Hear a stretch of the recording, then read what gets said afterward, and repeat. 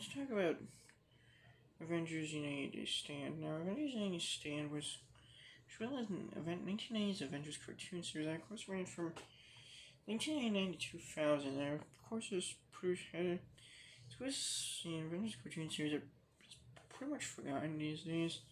And of course, it was from 1999 to 2000. It's pretty much kind of the epitome of.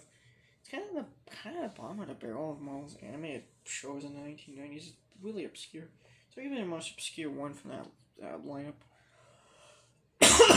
Like, if you find out shows like Iron Man, Hulk, and Fantastic Four were forgotten about, those shows are more well remembered than Avengers United Stand. I mean, Avengers United Stand, for one thing, it's extremely hard to find. It's only ever been released in physical media internationally. It's never had a complete physical media release in the United States. In fact, it's not even available on streaming in Disney Plus streaming in the United States. I don't think so.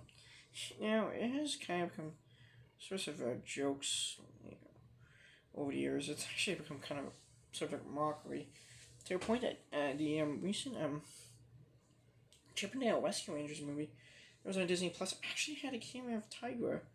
You say it's like some washed up cartoon character that's just begging for autographs, just washed up.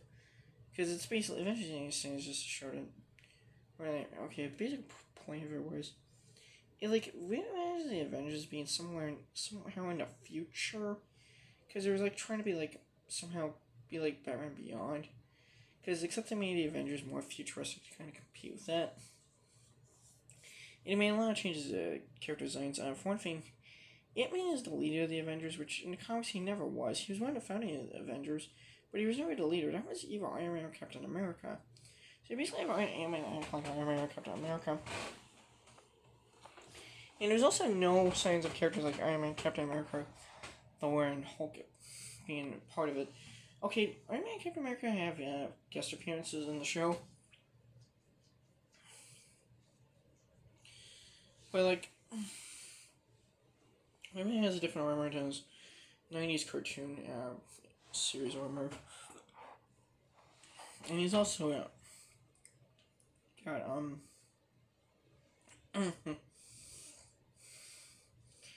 and the series was famously criticized for making a lot of deviations from the classic Avengers norm, such as having the Avengers wear armor over their costumes. Basically, turning the Avengers into basically Power Rangers. Because there's kind of post-Power Rangers craze.